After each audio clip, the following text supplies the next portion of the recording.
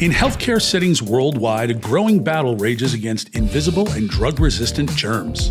Pathogens like Candida auris and MRSA threaten patient safety, increasing the risk of hospital-acquired infections. Traditional cleaning methods, while essential, are limited in their ability to reliably minimize the rapid spread of these germs. Scientists believe there is a better way and are testing FAR UVC as a complementary method for these techniques. In 3 separate studies, FAR UVC technology's efficacy and safety was put to the test in a healthcare environment. The FAR UVC technology tested uses 3 krypton chloride excimer lamps that produce a wavelength of 222 nanometers.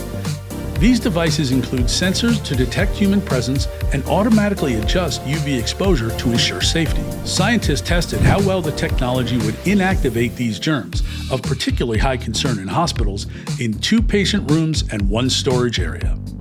The results were impressive.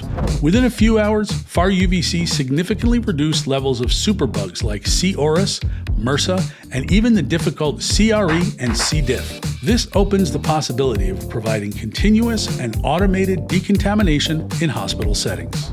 The device's sensors immediately reduced the FAR UVC delivery while people were in the room, resuming only when they left, making the technology safe for humans. Reducing the number of germs can create safer environments not just for patients, but for healthcare workers as well. The conclusion? Based on the data, FAR UVC light is an effective additional solution to traditional methods for mitigating the spread of infections in hospitals and other healthcare facilities.